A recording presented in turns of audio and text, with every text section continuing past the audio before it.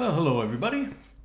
How about I do a little bit of code while you eat lunch or when you try to take a nap or something. Today is July 25th, 2024, and I'd like to show you how to bootstrap your way from a blank web page into a minimal JavaScript user interface. I'm going to show you how to do that in an old web browser, like you can see here on the screen, and then I'll show you how to do it on a newer web browser. So what have we got here? We've got an address bar with the about : blank URI, and this is supported by this URI is supported by many browsers. Pardon me. Another type of URI is one that has a JavaScript scheme. Now, some browsers accept a JavaScript scheme right in the address bar, but some require you to make a bookmark or favorite and then adjust the URI for that bookmark or favorite to be a JavaScript schemed URI. Well, let's give it a try here. What can we do? We could type in JavaScript alert 42. Let's give this a try here. What happens? Yeah, that works. Okay. So this web browser supports JavaScript URIs right in the browser. Now I've got something already prepared here. I'm going to paste it in here and I'll go over it with you briefly. I'm using the JavaScript scheme, and then I'm starting an expression, and I'm going to use an anonymous function. I'm going to take a shortcut. I'm trying to avoid spaces in the URI here. So the shortcut I'm going to take is to avoid using the var keyword to declare a variable, and I'm going to use an argument for the function as a sort of shortcut instead of declaring it manually with the var keyword. So I'm going to make it a my variable, and I'm going to assume it's an object here. And the first thing I'm going to do is I'm going to make a text area, a TA property. I'll use document create element text area to produce it. Next thing I'll do is I'll make a property called int for interval, and I'll set that as a property of the my variable. And I'm going to use the set interval function. I'm going to pass it an anonymous function. I'm going to take another shortcut by making a val variable, and then the first thing pardon me, first thing that anonymous function in the interval is going to do is it's going to set the value of the val variable equal to the my variable's TA properties text variable if it evaluates as non-false, a truthy value. But some browsers use text and some use value as the property of a text area that contains the textual content of the element. So if text isn't a truthy value, then I'll use value. So this will differ based on which browser is in use.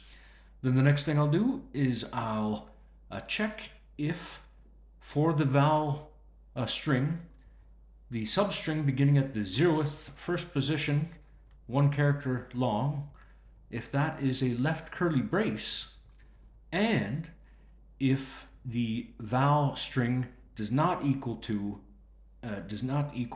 a previously stored val called old val of the my variable, then I will set the old val equal to the current val, and I will simply eval the val, the content of the text area. And that's the end of the if. That's the end of the anonymous function to the set interval function, and I'll set it for every 5 seconds. So it's going to check the content of the text area every 5 seconds. And the last thing to do here is to append that text area to the document body. And that's the end of the outer function, the end of the expression. That's a function expression. And then I'm going to invoke that function, and I'm going to pass it an empty object, which will become the my variable. So let's give this a try. All right, what have we got? A text area.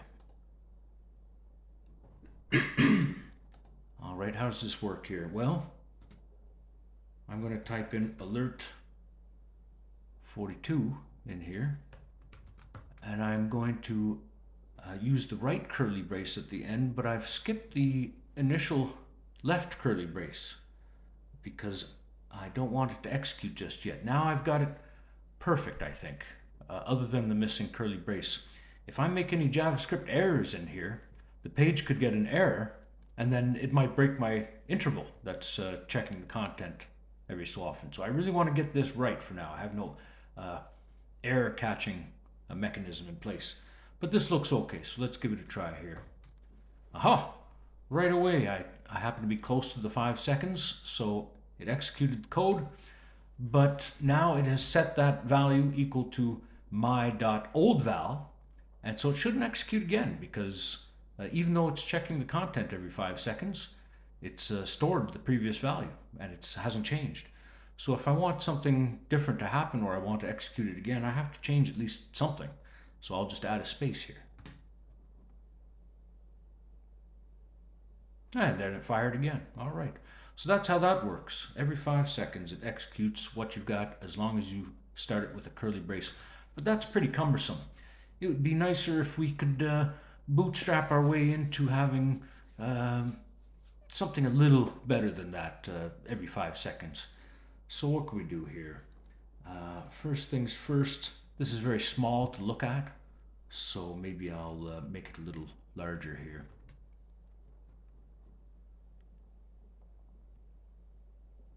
I've set the columns to 73 and the rows to 9.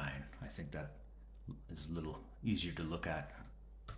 All right, and what else have we got here? Okay, I'm going to type this in here. It's going to be executed shortly, so let's find out what happens.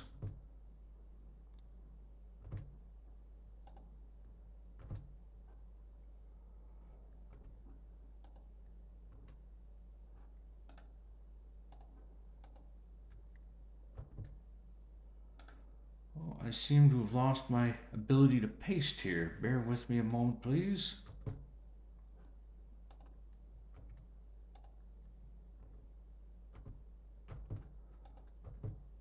Oh, I've got to disconnect and reconnect by the looks of it. All right. Let's give it a try here. This is what happens when you try to make a demonstration. You run into fun quirks. All right.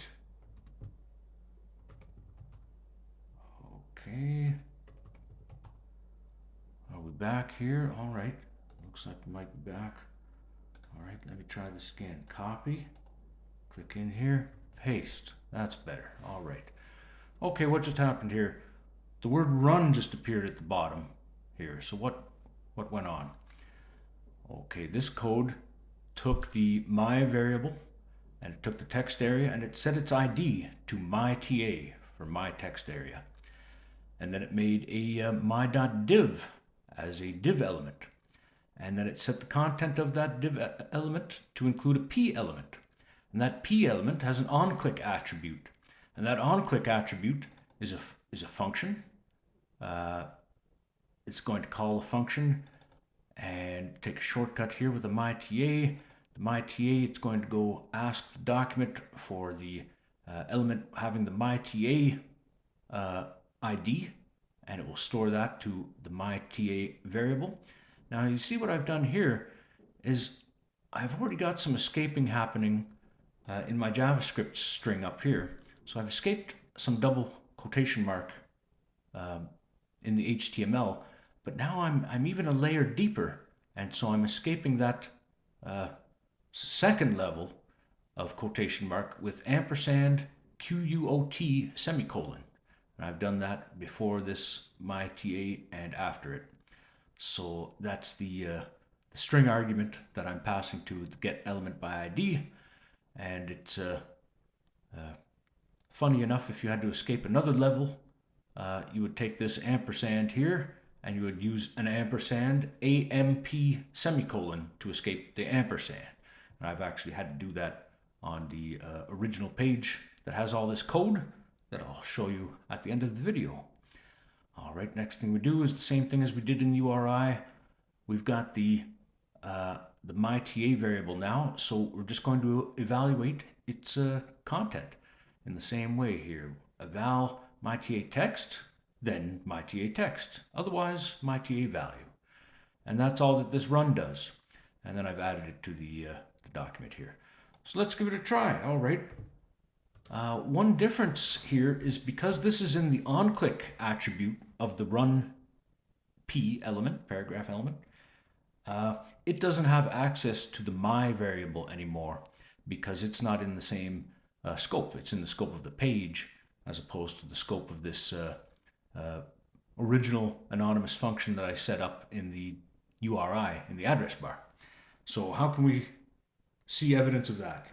Well, here I'll type in, hopefully I haven't lost my paste again.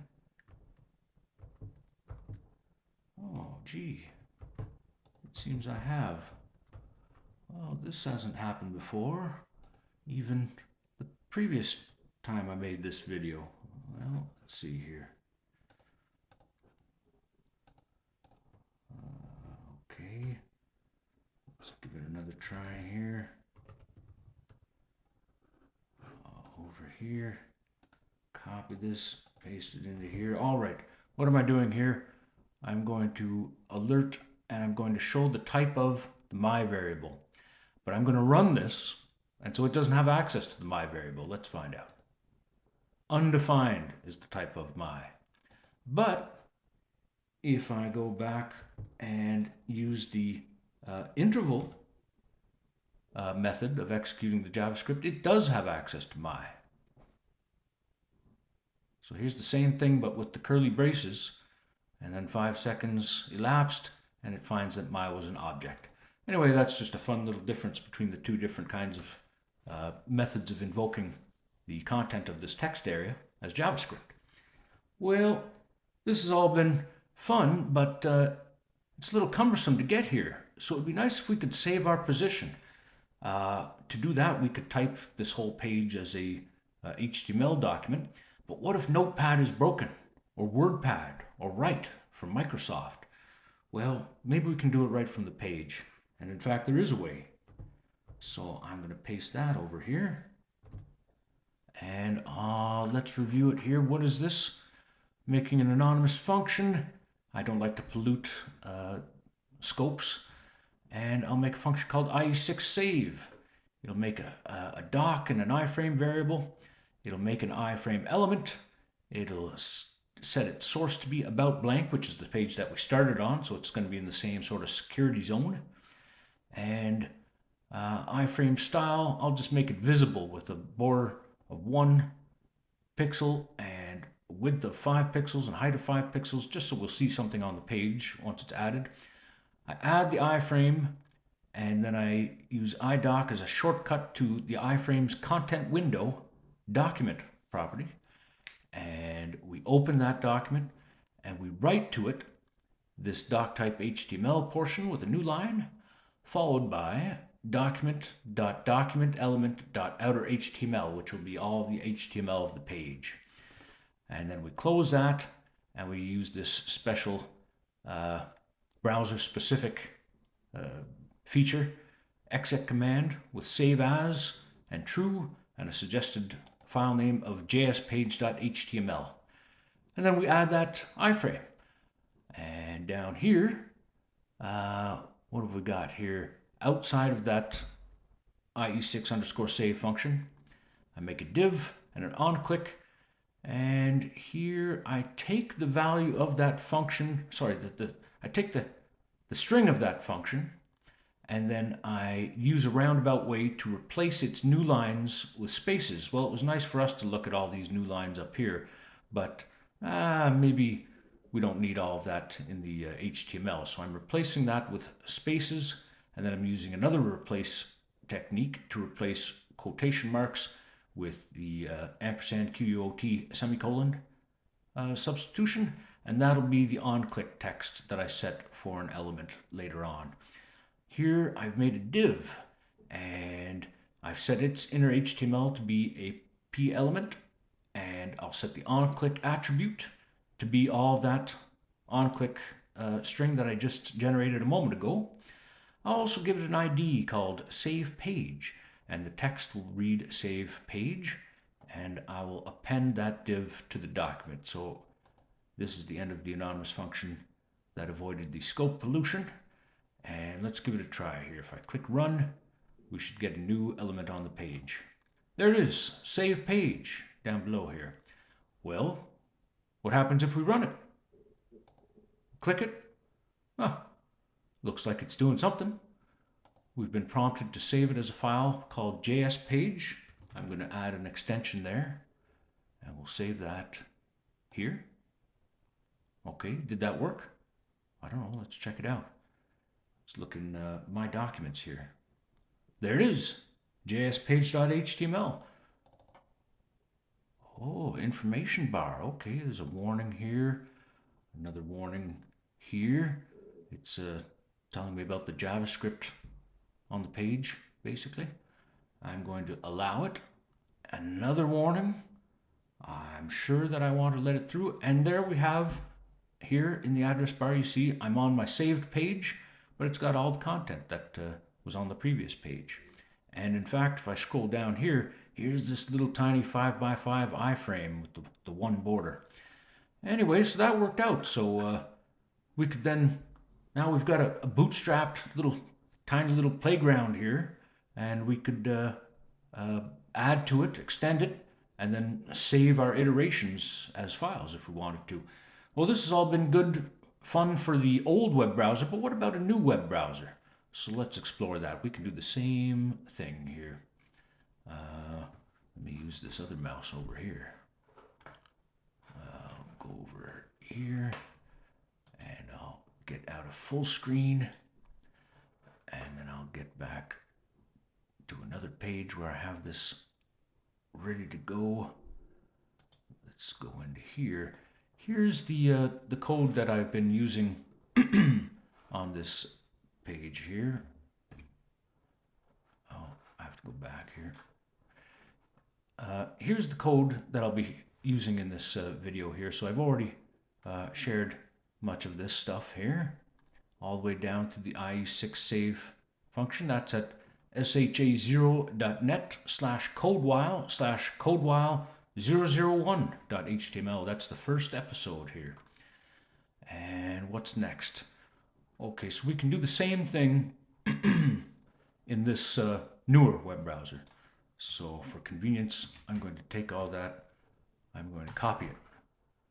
It shows me that it's copied it to the clipboard. And where's next? I'll have an about blank page, and I'm going to type in JavaScript as the scheme, and then I'm going to paste all that same stuff that I used in the old web browser. And once again, I get a nice text area here. So this time, I think I would like to use a different size to make it easier to look at. Down here, maybe 90 columns by 10 rows, I think probably works out pretty nicely. So let's put that in here. The interval is going to catch this and execute it. There we go. All right. So it's resized the text area to something a little nicer.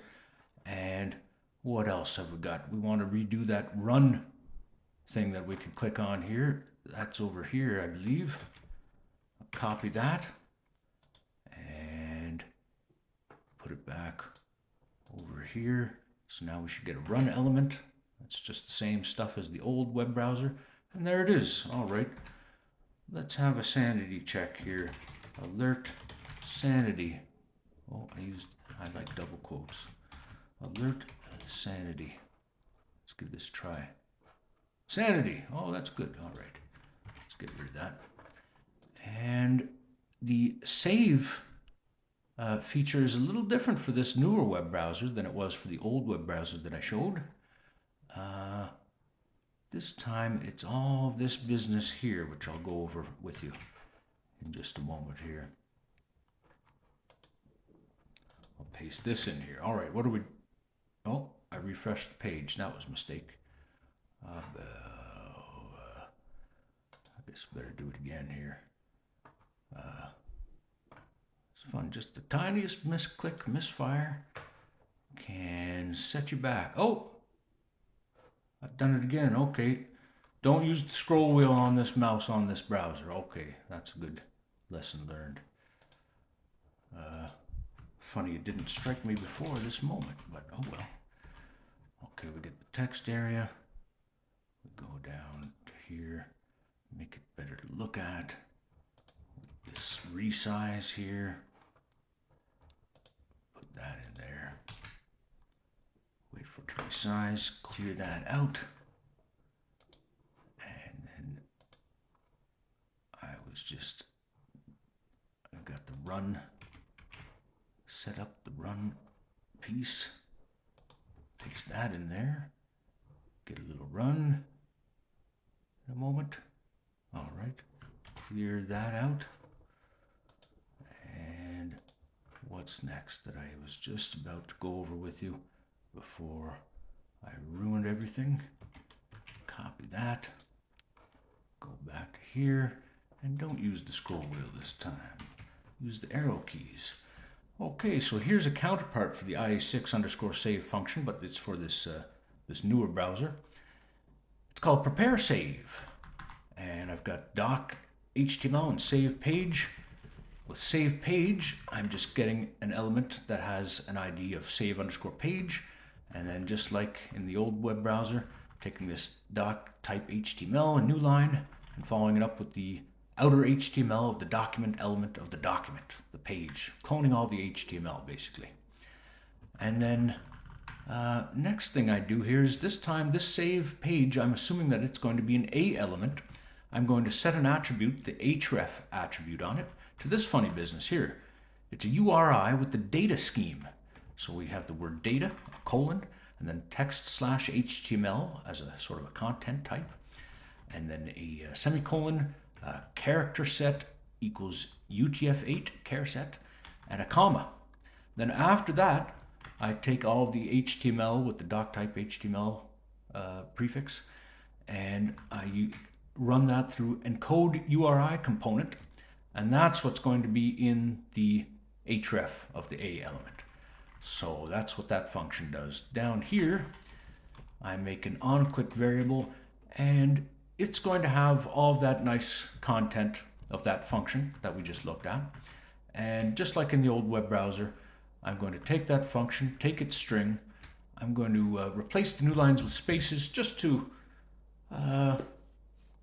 because we don't need new lines making things look awkward if we're inspecting the HTML manually on the page later. So I'm replacing those with spaces again, and replacing quotation marks, all quotation marks in the function's text with this escape, HTML escape, and that'll be the onClick.